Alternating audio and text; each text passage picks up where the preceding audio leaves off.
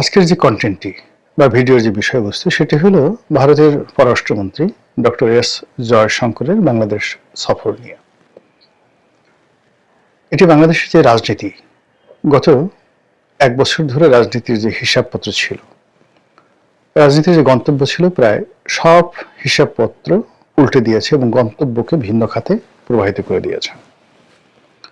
যদিও তিনি একটি আনুষ্ঠানিকতা করার জন্য বাংলাদেশে এসেছেন, বেগম খালেদা জিয়ার মৃত্যু এবং তার যে জানাজা, সেই অনুষ্ঠানে যোগদান করার জন্য ভারত সরকারের পক্ষ থেকে একটি শোক বার্তা নিয়ে তিনি বাংলাদেশে এসেছেন এবং তিনি সরকারের কোনো কর্তা ব্যক্তির সঙ্গে সাক্ষাৎ না করে জনাব তারেক রহমান সাহেবের সঙ্গে সাক্ষাৎ করেছেন এবং সম্ভবত তাকে রিসিভ করার জন্য এবং তার সঙ্গে তারেক রহমান সাহেবের বৈঠকটি আনুষ্ঠানিক করার জন্য জাতীয় সংসদ ভবনের একটি বিশেষ কক্ষ খুলে দেওয়া হয়েছিল এবং জনাব তারেক রহমান সাহেব এবং জয়শঙ্করের মধ্যে যে বডি ল্যাঙ্গুয়েজ, তার কথাবার্তা এবং টোটাল যে আনুষ্ঠানিকতা, এই আনুষ্ঠানিকতা সরকার করেছে, রাষ্ট্র করেছে, না কোনো বাহিনী করেছে, না কারা করেছে আমরা জানি না।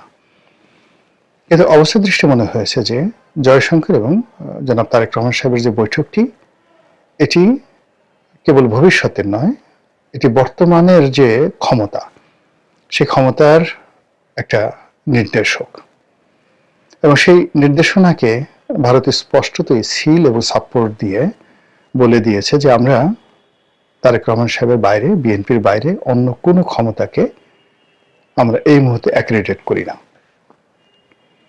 তো জয়শঙ্করের যে এই সময়ের বাংলাদেশ সফর, এটিকে বুঝতে হলে কয়েকটি বিষয় আমাদের আলোচনা করা দরকার। প্রথমত হলো যে বেগম জিয়া যখন আওয়ামী লীগ জমানাতে ভারত গিয়েছিলেন, তখন ভারত তাকে যথেষ্ট সম্মান দেখিয়েছিল যখন মনমোহন সিং প্রধানমন্ত্রী ছিলেন। যদি আওয়ামী লীগ সরকার ক্ষমতায় ছিল, কিন্তু ভারত চেয়েছিল যে কোনো মূল্যে আওয়ামী লীগকে চাপে রাখার জন্য তারা কন্টেম্পোরারি ভারতের সঙ্গে বিএনপির একটা ভালো সম্পর্ক থাকবে দিল্লির সঙ্গে, এরকম একটা বন্দোবস্তর জন্য দিল্লি যাকে বলা হয় উন্মুখ হয়েছিল। বলা হয়ে থাকে যে বিএনপির ওই মুহূর্তে যারা কূটনৈতিক বিষয়াদি দেখতেন, শমসের মোবিন চৌধুরী, রিয়াজুর রহমান সাহেবের মতো যারা ঝানু এবং দক্ষ কূটনীতিবিদ ছিলেন এবং যাদের সঙ্গে ভারতের খুব সম্পর্ক ভালো ছিল, তারা ভারতের যে রাজনীতিবিদ, কূটনীতিবিদ, আমলা, সবার সঙ্গে একটা সুসম্পর্ক স্থাপন করে বেগম জিয়াকে ওই মুহূর্তে ভারতে নিয়ে যাওয়া হয়েছিল এবং তাকে যে রাষ্ট্রীয় প্রোটোকল দেওয়া হয়েছিল, এটি ভারতের ইতিহাসে নজিরবিহীন। বাংলাদেশের সংসদের প্রধান বিরোধী দলীয় নেতা, তো তাকে বাংলাদেশের প্রধানমন্ত্রী হিসেবে রাষ্ট্রীয় প্রোটোকল দেওয়া হয়েছিল। এটা সম্ভবত 2011 বা 12 সনে প্রণব মুখার্জি তখন রাষ্ট্রপতি। দ্বিতীয়ত, তাকে অভ্যর্থনা জানানোর জন্য বিমানবন্দরে স্বয়ং ভারতের প্রধানমন্ত্রী চলে এসেছিলেন মনমোহন সিং এবং লাল গালিচা সংবর্ধনা দেওয়া হয়েছিল। এটিও বাংলাদেশের জন্য গত 20-30 বছরে একটা বিরাট সৌভাগ্যের বিষয়। এর কারণ হলো যে আমরা যদি গত 30 বছরে ভারতের ইতিহাস দেখি, তারা অর্থনৈতিকভাবে, সামরিকভাবে যত শক্তিমত্তা অর্জন করেছেন, তো সেই শক্তিমত্তার সাথে ভারসাম্য রেখে অল্প কয়েকজন রাষ্ট্রনায়ক যখন তাদের দেশে আসে, তখন সেখানকার রাষ্ট্রপ্রধান বা সরকার প্রধান এয়ারপোর্টে যান।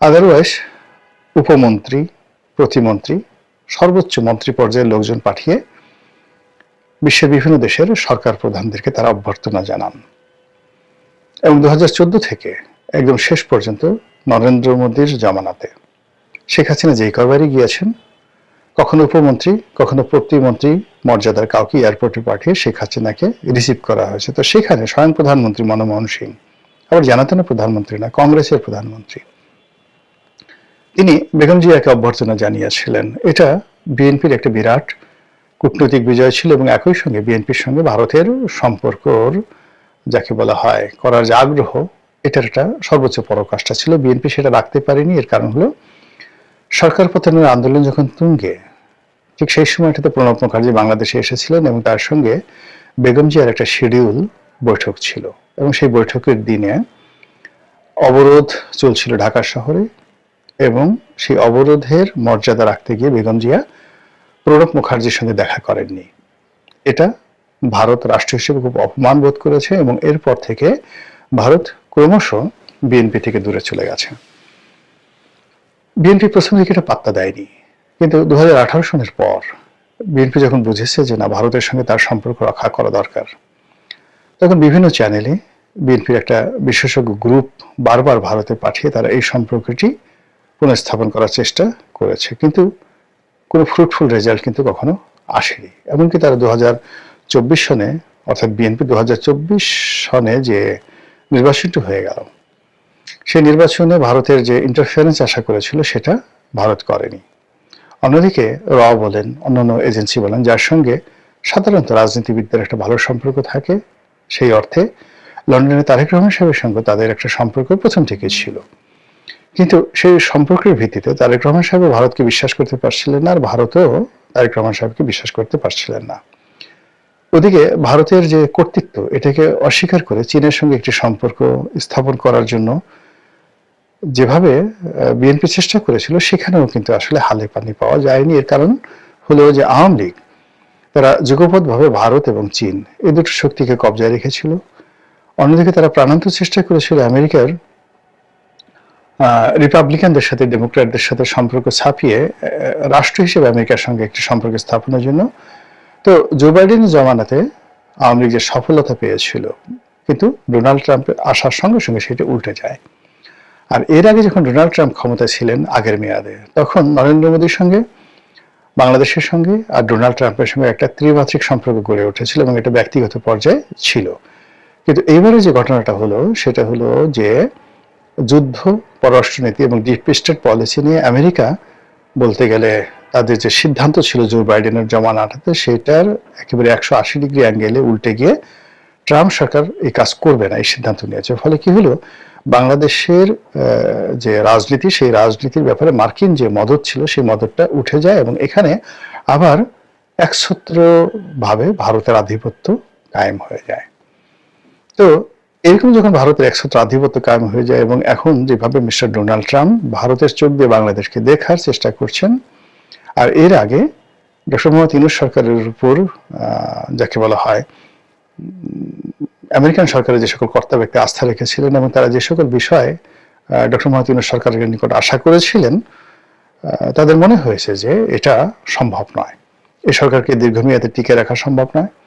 আর এই সরকারের সাথে যদি কোনো বাণিজ্যিক চুক্তি দীর্ঘমেয়াদে করা হয়, কোনো রাজনৈতিক চুক্তি করা হয়, বিশেষ করে বার্মা অ্যাক্টটাকে বাস্তবায়ন করার জন্য তারা যে করিডরের কথাবার্তা বলছিল বা সেন্ট মার্টিনে যে সকল কথাবার্তা হচ্ছিল, এটা ডক্টর মোহাম্মদ ইউনূস সরকারের সঙ্গে তাদের করাটা ঠিক হবে না, এটা তারা বুঝে গেছে। ফলে আমেরিকা পিছু টান দেওয়ার সঙ্গে সঙ্গে সেই জায়গাটি ভারত দখল করে নিয়েছে। এরকম যখন অবস্থা, ঠিক সেই সময়টিতে ডক্টর মোহাম্মদ ইউনূস সরকার, জামাত, তারা সবাই কিন্তু প্রাণান্ত চেষ্টা করেছে ভারতের সঙ্গে একটি সুসম্পর্ক স্থাপন করার জন্য। জামাত যতই অস্বীকার করুক, যত কথাই বলুক না কেন, দেশে, দেশের বাইরে সব জায়গাতে জামাতের যারা শীর্ষ নেতৃবৃন্দ রয়েছেন তাদের সঙ্গে ভারতের যে কূটনৈতিক পর্যায়ে একটা সমঝোতা হয়েছিল, কথাবার্তা হয়েছিল বা একটা আলোচনা চলছিল, তার একটি খবর রয়টার্সের সংবাদের মাধ্যমে ইতিমধ্যে আপনারা সবাই জেনেছেন। তো যা হোক, ভারত শেষ পর্যন্ত ডক্টর মোহাম্মদ ইউনূস কিংবা যাকে বলা হয় জামাত, তাদের সঙ্গে 2024 সন এবং 2025 সনের জুন জুলাই পর্যন্ত যেভাবে আশাবাদী ছিল, সেটা আগস্ট সেপ্টেম্বর থেকে এটা বুমেরাং হতে থাকে এবং আমেরিকার মতো ভারতে বোঝে যে জামাত এবং বর্তমান যে সরকার আছে, ইউনূস সরকার, তাদের উপর নির্ভর করাটা তাদের জন্য নির্বুদ্ধিতা। ফলে বাংলাদেশের সাথে যদি সম্পর্ক স্থাপন করতে হয়, তাদেরকে এখানে আবার আওয়ামী লীগকে পুনর্বাসিত করতে হবে, যা বলতে গেলে 1% সম্ভব, 99% অসম্ভব। দ্বিতীয় যে অপশন বা একেবারে সর্বশেষ একমাত্র তাদের যে অপশন, সেই অপশন হলো বিএনপির সঙ্গে একটি সমঝোতা করা, যেটি তারা করতে চায়নি। তো সেই অর্থে হয়তো পর্দার আড়ালে বিএনপির সঙ্গে তাদের কোনো ভালো কথাবার্তা হয়েছে, সেভেন সিস্টার নিয়ে কথা বলা হয়েছে, সীমান্ত নিয়ে কথা বলা হয়েছে, 10 ট্রাক অস্ত্র মামলা নিয়ে কথা হয়েছে, এবং সম্ভবত আওয়ামী লীগ নিয়েও কথা হয়েছে। এতে কোনো সন্দেহ নেই। এবং সেই কথার উভয় পক্ষ, বিএনপি এবং ভারত, তারা পরস্পরের প্রতি আস্থা স্থাপন করেছে, একটা সমঝোতা এসেছে, কমিটমেন্টের পর্যায়ে এসেছে। এটা বোঝার জন্য রকেট বিজ্ঞানী হওয়ার দরকার নাই। তারপর যেভাবে একেবারে ঝড়ের গতিতে, কোনো রকম পূর্ব প্রস্তুতি না নিয়ে জাস্ট ঝড়ের গতিতে জনাব তারেক রহমান সাহেব বাংলাদেশে এসেছেন, আর আসার পরে যে ঘটনাগুলো ঘটছে এটি মিরাকেল নয়। এটির পিছনে বিএনপির কূটনৈতিক যে মহল, যারা ভারতের সঙ্গে একটি সম্পর্ক রক্ষা করতে চাচ্ছিল, তাদের সফলতা, এতে কোনো সন্দেহ নেই।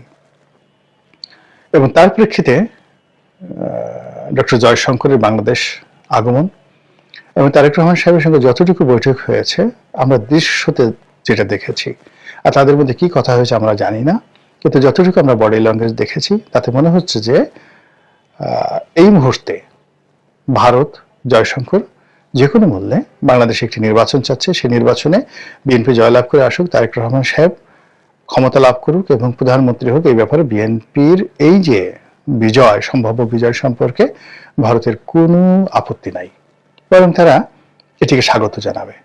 বাকি পর্দার আড়ালে যেসব কথাবার্তা হয়েছে সেটা হয়তো আগামীতে আরো ওপেন সিক্রেট হয়ে যাবে। দ্বিতীয়ত, এখানে বিএনপি যে বিরোধী যে শক্তিগুলো রয়েছে, সেই শক্তিগুলোর সঙ্গে ভারতের যে সম্পর্ক ছিল বা কথাবার্তা হচ্ছিল, সেই বিষয়গুলো আপাতত মনে হচ্ছে যে তারা ইউটার্ন নিয়েছে। এবং বিএনপির যে প্রতিপক্ষ যে শক্তিগুলো আছে, সেই শক্তিগুলো in terms of relationship with India তাদের কপাল পুড়েছে, এতে কোনো সন্দেহ নেই। এখন এই যে ভারতের সঙ্গে যে একটা সমঝোতা হলো বা হচ্ছে, সেটা বিএনপির সঙ্গে হচ্ছে, এতে রাগ ঢাক করার কিছুই নেই। এটার পরিণতি কি হবে? এই পরিণতিতে কি সুন্দর একটি নির্বাচন হবে? অথবা ধরুন এই যে ভারত বিএনপিকে যেভাবে সাপোর্ট দিচ্ছে, এটা যদি ডক্টর মোহাম্মদ ইউনূস এবং জামাত, তারা যদি এটাকে একটা প্রেস্টিজ ইস্যু হিসেবে নেয় এবং নির্বাচনের ঠিক 1 সপ্তাহ আগে যদি তারা সবাই সদল বলে নির্বাচন থেকে সরে দাঁড়ায়,